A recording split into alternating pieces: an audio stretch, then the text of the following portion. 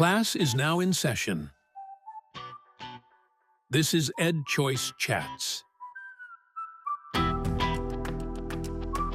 Hello, and welcome back to another edition of EdChoice Chats. This is Mike McShane, Director of National Research at EdChoice.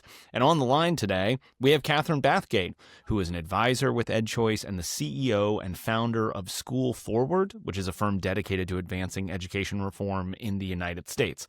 Now, Katherine has authored a great new paper that we've published at EdChoice titled Rethinking ESA Policy Design, a New Approach to Financial Accountability. And that's what we're going to be talking about today. So, Katherine, it's great to have you on the podcast. Okay, thanks for having me. I'm excited to talk about this.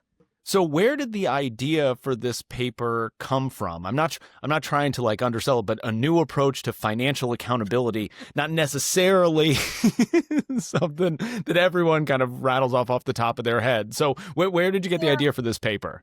Yeah, it's I definitely have crossed the bridge into the nerdy camp of ESA policy at this point. There's just almost no going back. Well, you're welcome. I can be a one-man welcoming committee here. You are welcome. Been there before. Yeah, I mean, I started out in communications really, and just as I've done more of this work, it's sort of evolved into caring a lot about the policy because I have seen how much it impacts the experience of families and how much it impacts what we're fighting for. And I feel like if this movement, right, the school choice movement is going to put so much, right, millions, hundreds of millions of dollars of donor money and advocacy and all of this effort, right, policymakers, taking bold stances to pass choice, we ought to get it right. We ought to actually care about how it functions and make sure it functions well for people. So I was at an EdChoice Yes Every Kid convening about 2 years ago. After we had passed a lot of ESAs in a lot of states, right, we started thinking, okay, how do we get implementation right? And we were talking through some of the challenges. And it dawned on me during that convening as I'm sitting there listening to different people present and talk about, pitfalls and what to be wary of, that part of the underlying issue we have in how we have so far structured ESA policy is that we have approached it almost with more of a regulatory approach, or saying this is how it should be, so we're going to legislate it this way, or we're going to put our RFP out this way to get the right vendor to run it a certain way. What happens in all of that is that almost in all instances, ESA policy is designed and pointing back to the state. So it's reliant upon the strength of the law rather than a more free market approach, which relies on aligning the incentives properly so that digital wallet companies who are providing the service of sort of all the transaction items on the ESA side are really first and foremost serving the customer. Right now, their contract is with the state. Same thing. So that's kind of where it all started, was looking at the vendor model and looking at some of the challenges we had in customer service, transaction costs, turnaround times, things like that. So you start thinking, okay, well, how can we make this better? Well, if they were competing for, parents to enroll and you choose their platform, the game changes really quickly. And you don't wind up having, everything be beholden to the state. And what does the state want? It actually becomes much more about what does the parent want and how do we meet and serve their needs? So that was kind of the first iteration of this. And then as I started looking even more, and I've just spent a lot of time listening to ESA parents, seeing what issues are coming up in all these Facebook groups where they talk to one another about some of the challenges, I started to realize, you know what? We're making families jump through a whole bunch of hoops to access ESA dollars. And my understanding, and I think many of our understanding, is that is not how these programs were intended to be, right? We didn't want to create this big bureaucracy. But what has happened is rather than getting access to those funds, being able to spend them the way that best fits your child's needs without jumping through a bunch of hoops, we have basically, without saying it, but in our actions, told parents, you're guilty until proven innocent. So here's your ESA dollars. We want you to pick the school or the educational environment that's right for your kid. But before you go and spend a dime, you've got to run it by us, right? You've got to ask us for permission. You got to get pre-approval, or you've got to use our closed marketplace with our select vendors, right? Or you've got to, or you can take a chance. You can go out and spend your own money and wait for reimbursement, but it's not guaranteed that reimbursement will come. And the other thing that you wind up have happening is families wind up waiting sometimes 30 days or more. And in some instances, several months, actually. One state that's happening right now. And what's really concerning about that is we honestly have reports of families taking out high interest credit cards to like cover the gap in getting reimbursed. So I don't want to put down the ESA programs as a whole, because I think by and large families are using them. They're happy to be using them. There's a lot of good stuff going on. But as a school choice community, as we continue to advance ESAs, hopefully see them expand into other states, I think we need to pause, look at how we do this better so that it's better aligned for families and so that their experience is better, and we still, have the kind of mechanisms to make sure there's no waste, fraud, and abuse in place. So that's where it came from. It was really just, a bit of a philosophical approach, being a free person who believes in free market, but also just a very pragmatic of seeing what was happening on the ground and some of the pain points and thinking, oh, we could use a free market approach to solve these issues. And that's where this came from.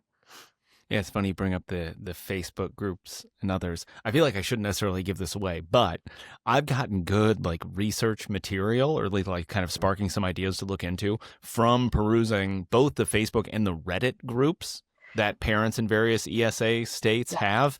And there's actually been more than one occasion in which I've been speaking with people from states or vendors or others that are in there, and they tell me one story.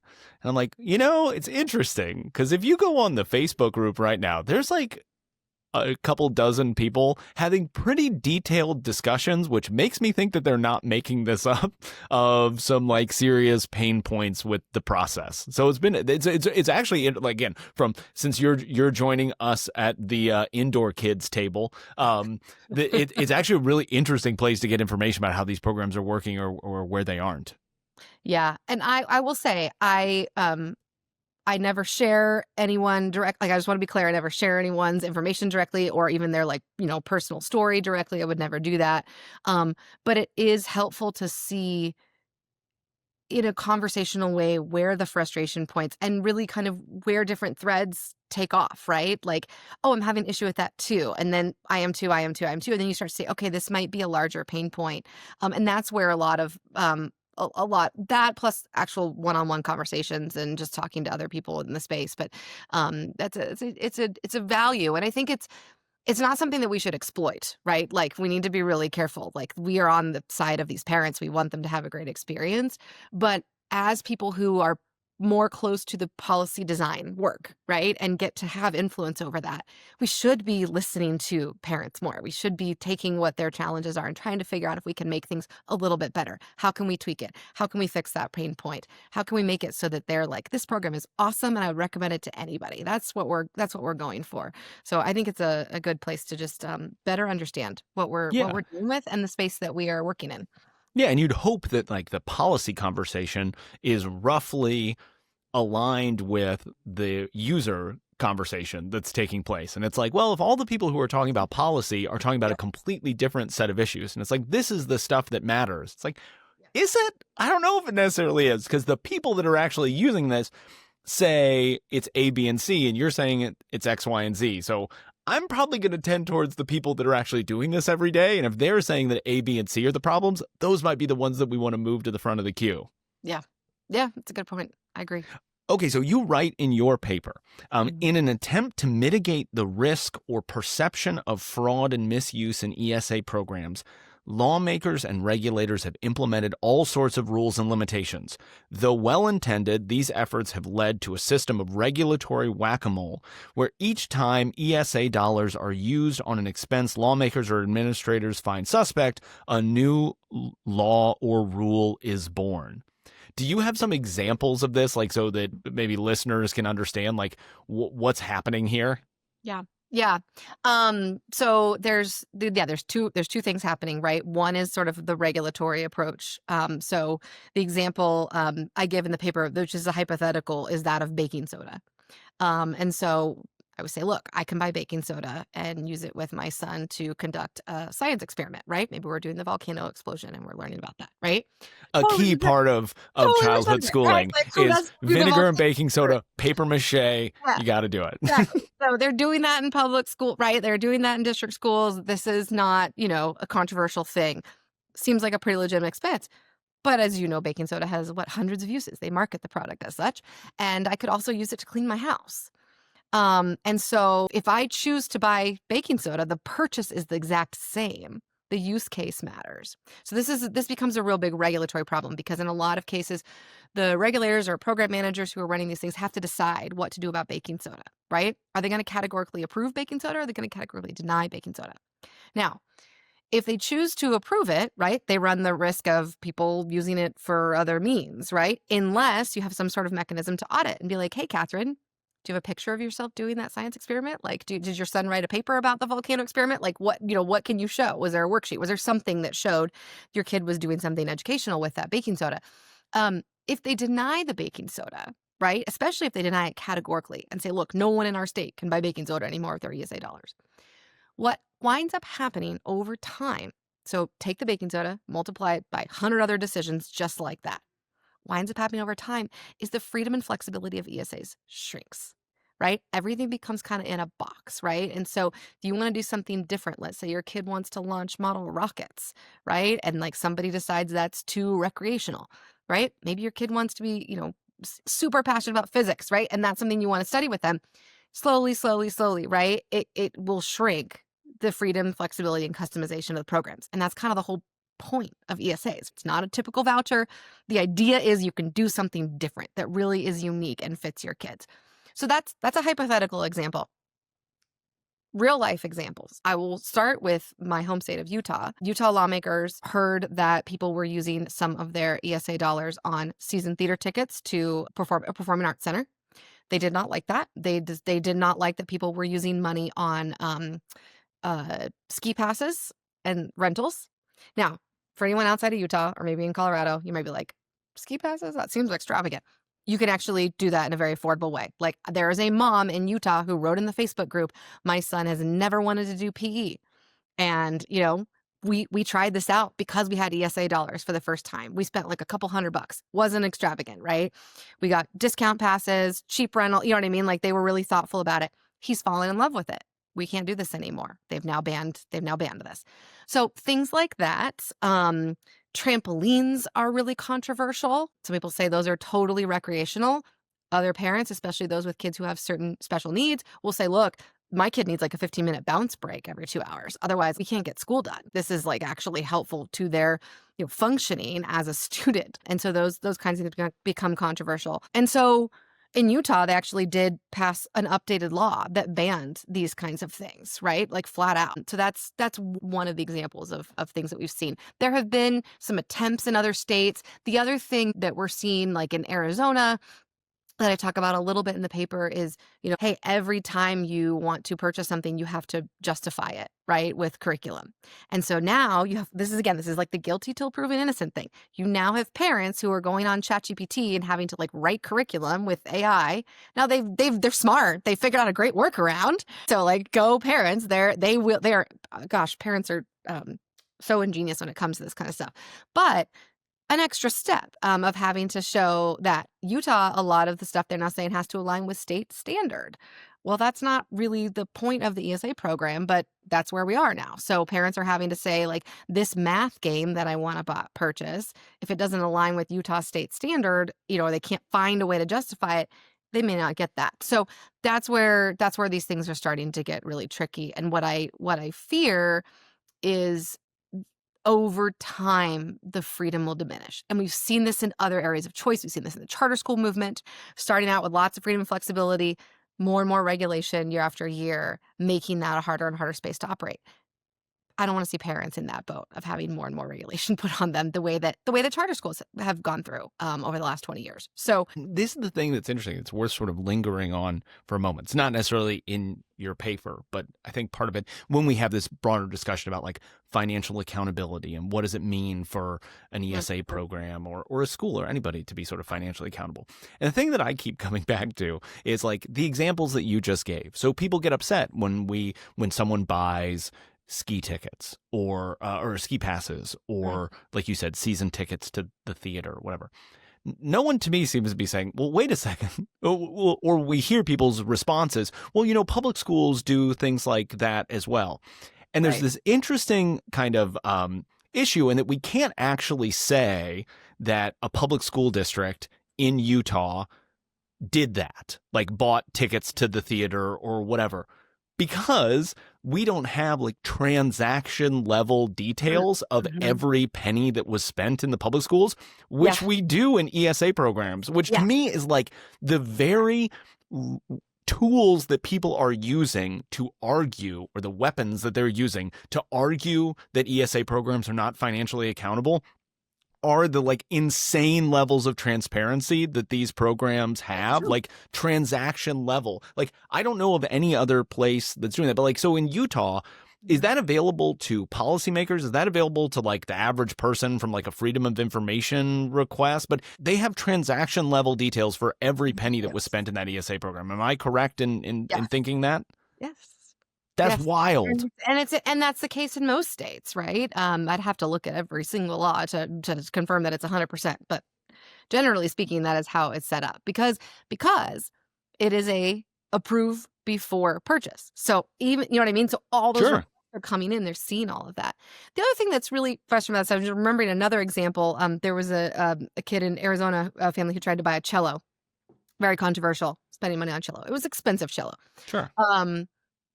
At the same time, what really bothers me about examples like that is you have no idea what that kid's situation is. Now, if you're trying to buy a super expensive cello for a kindergartner to try cello for the first time, like, yeah, that seems a little bit kind of crazy to me. But what if that kid's in 9th grade and they have their heart set on going to a Juilliard? And you know what I mean? And this is the ESA is what's making it possible for their family to purchase a professional level instrument for that kid. Right? I was a musician. My parents made a huge sacrifice to buy me the oboe. Huge nerd. Loved it though. And you know, it was a big thing that I got to play, and not just on like a crappy plastic instrument, you know, from the rental store, but I actually graduated after several years of lessons in band into something that was meaningful. And I was really fortunate that my parents could do that. And also it was a sacrifice for them to do that. Like, it was an expensive instrument. It's really cool for kids to be able to do those kinds of things. And it's astounding to me that we would like be like, oh my gosh, that kid's learning cello. Like, oh, the horror. Like, you know, it's not spending it on Pokemon cards. We're spending it on a musical instrument. And theoretically, the family's made a decision that is right for their kid. And that is the whole point of this. And so if we are going to actually trust families to make these decisions, we have to actually trust families to make decisions. I get that that is scary because how I spend my ESA dollars is going to be different from how you spend your ESA dollars. I bet if we both were, you know, enrolled in doing an ESA program, we would probably make different choices where how we spend those dollars. I might not agree with some of the choices you make. I don't agree with some of the educational choices some of my peers make. Like my kids, I have my kids in a classical school. Not everybody believes in classical education.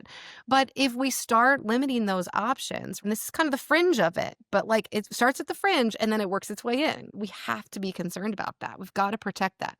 I'm not advocating to spend ESA dollars on taking you and your spouse on a cruise, but for stuff that is truly for the benefit of your child's education and development, we should be allowing those.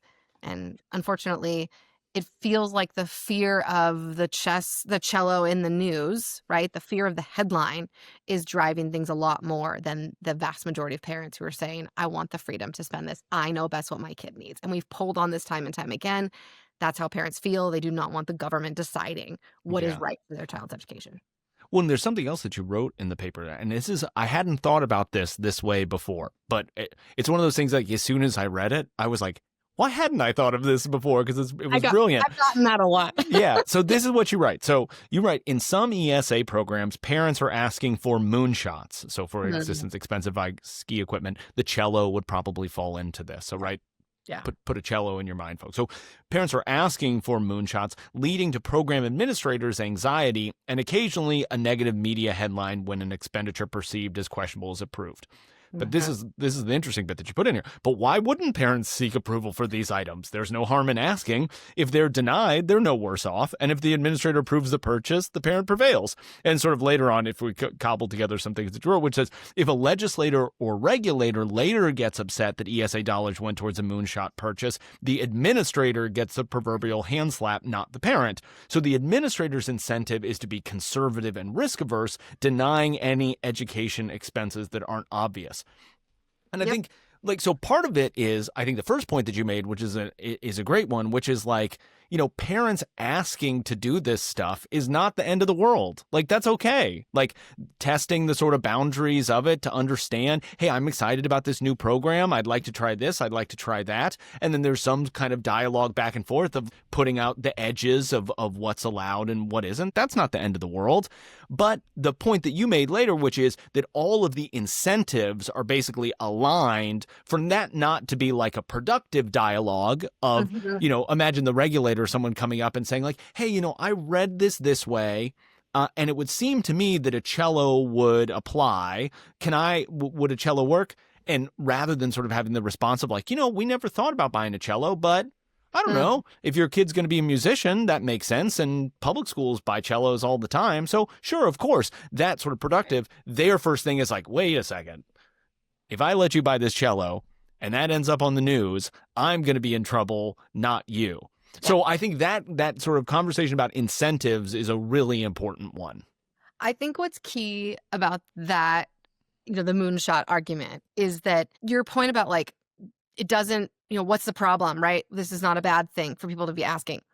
In the context of how we've currently structured ESAs, yes, I agree with that.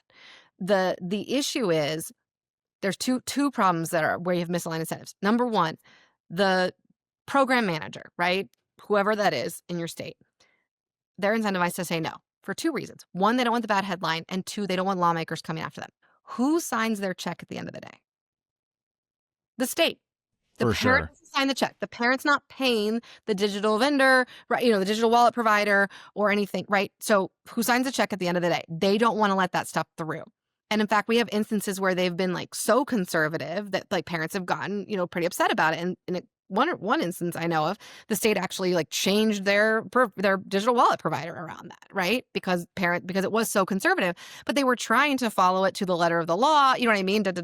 But it wound up creating this kind of artificial, like unintended restriction that was tough.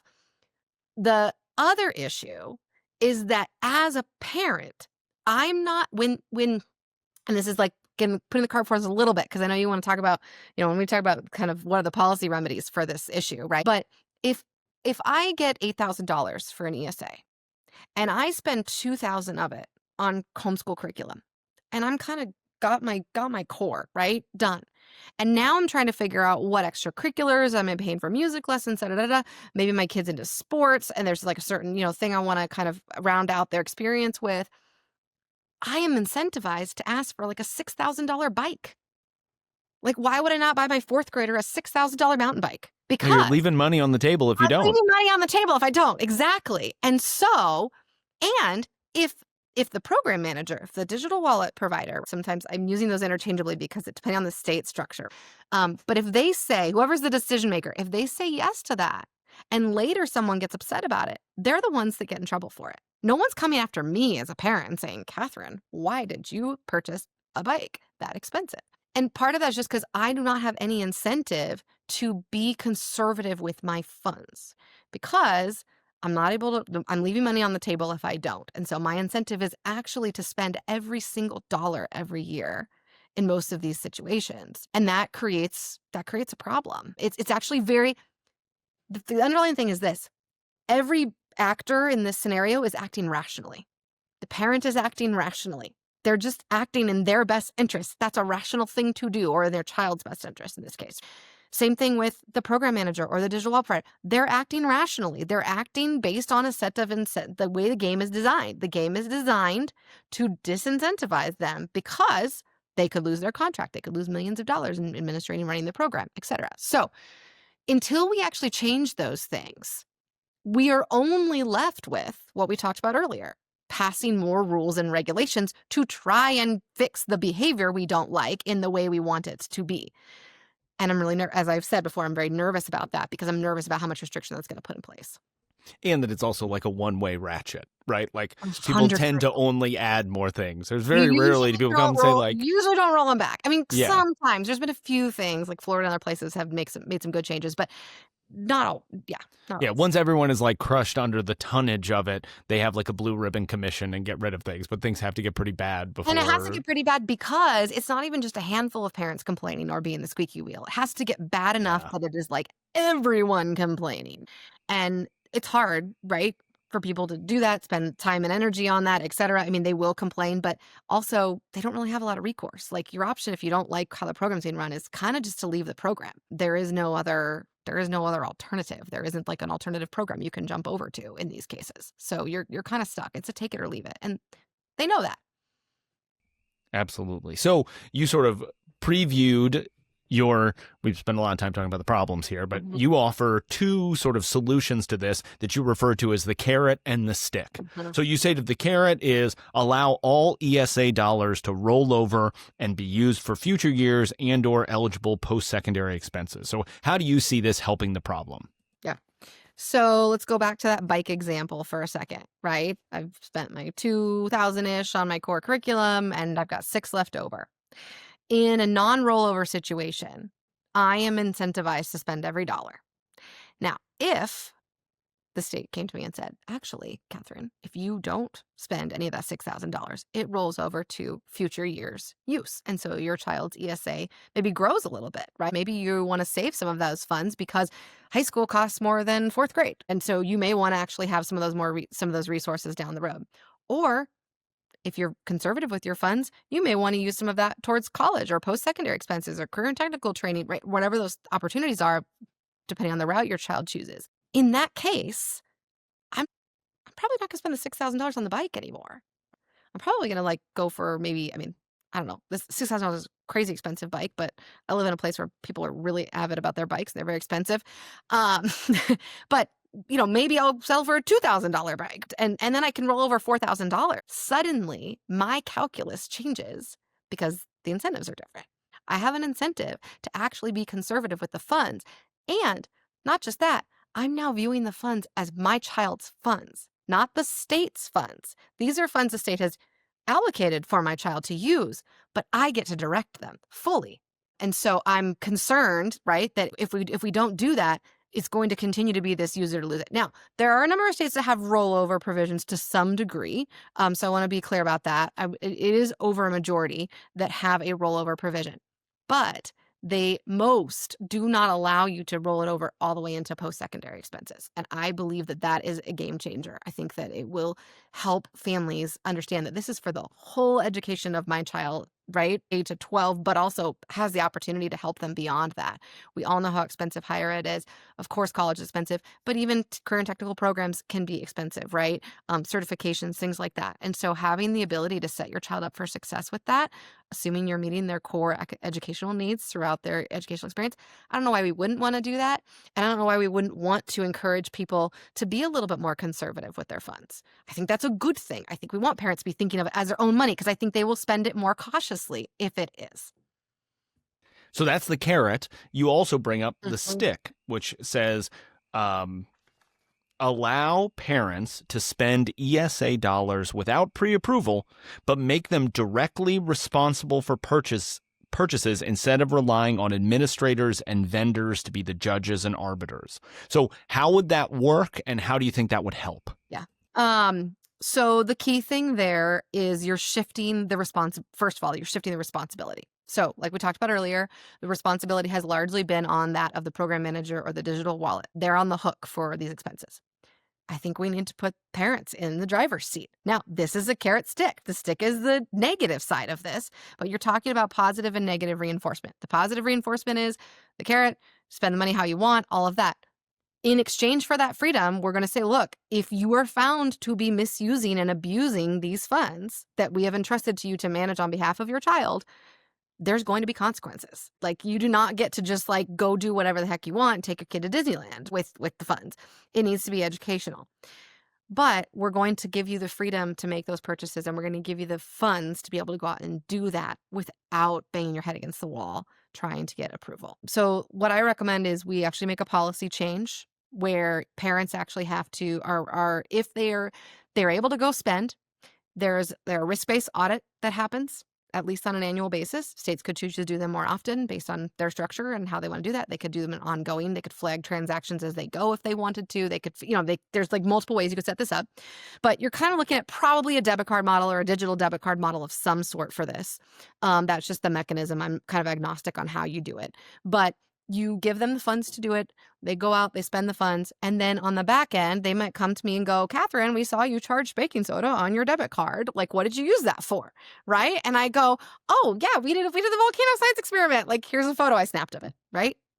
Or here's a picture of a snap of the kids. I mean, however you want to validate it, right? This is if it gets called into question. I'm not saying parents are going to have to do this for every single thing. But, you're kind of like documenting your kids' education as you go, and you might like have that ready to go. Or you have the receipt and you're able to show, here's my receipt and here's the curriculum that I bought, which says I needed the baking soda. Like, this is a science experiment for out of my child's 4th grade science book or whatever it is. If parents are found not to have complied, they've use their ESA card to go out on a date night to dinner or whatever. I think states should have a number of remedies, and I think it should depend on the severity. So first and foremost, you're paying back the funds because they weren't supposed to be used. So that seems like a pretty easy one. That's kind of the lowest remedy. You can layer on top of that fines. You could suspend the kid from the program. You could expel them from the program indefinitely. And in really, really severe cases, because this is, by the way, already set up in most state laws, you could actually have criminal consequences for egregious, things. And that would be, up to the auditors to determine, flag the issues, right? And state this, by the way, this is appropriate mechanism for government to audit. That's what government is supposed to do. So it's putting them in the proper place in terms of their management or role in the ESA. But they audit, and if they find those things, then they determine what the consequence is. You've probably got to have an appeals process in place of some sort. I think that would be prudent. And then the last thing that's critical to this, though, is that when a parent is accepting or family is accepting the ESA on behalf of their student, I think they need to go through some sort of quick 10, 15-minute module online, something where they have to show that they understand, hey, if I misspend this, I'm on the hook, and here's the consequences I might face. It's a little bit of a fear thing, right? Of like, I don't want to mess this up, so I'm going to be careful with what I spend. Or if I'm choosing to spend something that's maybe a little more fringe, I know I'm taking on the risk that I'm going to have to pay it back, right? And so they're accepting that. That changes behavior. Now, why not just, legislate all this to death? Because we're going to be legislating ESAs to death for the next 20 years if we keep going down the road we're on. And I think that's problematic. So it actually, you make the parent, you put them responsible, and you have them sort of sign an affidavit. The example actually that I'm pulling from, Utah has a very easy opt-out of vaccines. But if you want to opt out, you have to go through this module where you actually have to correctly answer multiple choice questions about like what happens if your kid gets the measles and stuff. And it's not terrible. Like, I've seen the module before, right? It's like takes 20 minutes or something, but you like actually go through it and they educate you. And so like we could do the same thing for ESAs. Like, you set it up one time and you say, look, before accepting your funds, you have to go through this. Because in a lot of states, parents have to like sign an agreement, but nobody reads it. So let's just be honest. Let's not design policy for like the what if legal exceptions. Let's actually design it for how people are interacting with and using things. So you can create something simple like that to make sure parents are on board. You can set up a 1-800 helpline. If parents have questions about expenses, they can call and talk it through with somebody. There are ways you can do that. The other secret thing about all of this that I didn't call out explicitly in the paper is this will save states money. It costs a lot of time and money to look at every single transaction for families. It's extremely expensive to do it that way. If you move to a risk-based audit approach, you're going to save money overall on the administration of your program as well. Yeah, I mean, imagine if other sort of programs, I can't imagine EBT cards or food stamps or any of those things. I assume, is that done sort of risk-based as well? A lot of those are done risk-based, and families are able to go in and purchase. Now, there's some every program has different things about them. I would say the two that I call out in the paper that are, I think, worth looking at are health savings accounts. So you have the option to go spend, and if you are found to have spent your HSA on something that is not health-related, a qualified health-related expense, you're in trouble with the IRS, essentially. They have that incentive baked into it, and they've given people the freedom to go out and use that card. Same thing with FEMA disaster relief. In a disaster, we don't go, oh, well, please show me that your house actually was, wiped away in the flood before I'm going to give you funds to go like purchase a hotel room. No, we give them the funds and we say like, you know what you need in this situation. Go take care of it. Now, if somebody's found to have used, use the funds on something, there are processes in place to deal with that. So there are other programs like this. In fact, I would say ESAs are almost the anomaly in that we require this guilty till proven innocent type of approach. It's a mother may I. We don't require that in a lot of other programs. And I think there's something we can learn from that. By the way, those programs are way, way, way, way, way larger, way more money too. So another thing to keep in mind. Yeah. So I have one last question for you that sort of prompted from reading your paper that I'm interested to know what you think about this, because especially you use the word accountability in your title, and it's something obviously that comes up a lot when we talk about ESA programs. So my question to you is, what do people get wrong when they talk about accountability in school choice programs? Oh man, I'm going to take, so there's two types of accountability that we're usually talking about, right? Financial and academic. I'm going to take the academic question. If you want to push me on the financial, we can go there. But the idea that we have true accountability anywhere in our K through 12 public education system is laughable. And so I think that's one of the things that we always say, oh, they're accountable, da da da. How so? There are probably thousands of schools that are like failure factories that do not do. I'm not bashing the entire public school system. You'll never hear me do that. There are many, many, many wonderful public schools, but there are public schools where kids continue year after year, decade after decade, generation after generation, to not graduate, to not be reading at grade level, to not have the math skills that they need for a career. It's a huge problem, and yet we know that. And we don't do anything. Accountability means actually taking action on something. What we have at best is transparency. At best. Like, we do not have actual accountability. I will now go to the financial side of this. Same thing. When accountability means actually taking action on something. In the stick model, you find somebody that spent the money wrong and take action. That actually is full-on financial accountability. Actually, in the way that we kind of have it set up right now, there isn't really much financial accountability on parents, right? Because we just talked about it. It's all at the program manager, digital wallet provider level. So we need to be a little bit more honest about what's going on here. We need to actually acknowledge that we're not going in and like shutting down schools that like spend their money in a wasteful way. We're not going in and shutting down schools that continue to graduate kids who can't read and do math at grade level. We're not. So that would be actual accountability. When we saw a problem, we take action. We're maybe flagging the problems. We're maybe noting the problems. But that would be like saying an ESA is like, oh, we know that a whole bunch of people went out and went on Caribbean cruises with their family that were completely non-educational. They didn't even take their kids, let's say. And we're just going to let it be because we audited it and we found that it happened. That's not accountability. That's transparency. So I think we need to our word choice is really important on this. And I think we've gotten kind of off on the wrong foot in saying that we have actual accountability when we do testing or financial audits the way that we do currently. So feel free to push back on that, but that's it's actually funny because I don't know what brought this into my mind. I think before we started recording, we were talking about New Orleans, and SPN is in New Orleans this year. And just what you were saying just there reminded me of this kind of lesser known character in American history.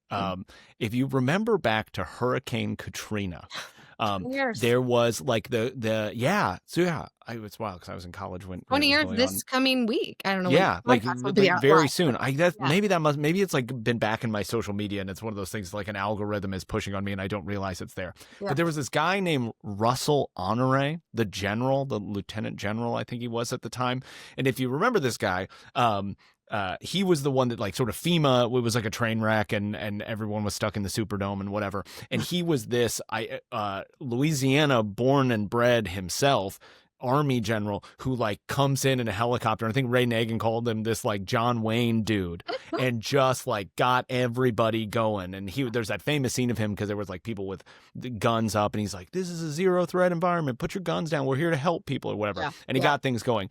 And the other thing that he was famous for was a couple weeks later, there was it Hurricane Rita? I think there was basically another hurricane that was on the back end of it relatively quickly afterwards. And he was talking about all the preparations and getting the information out.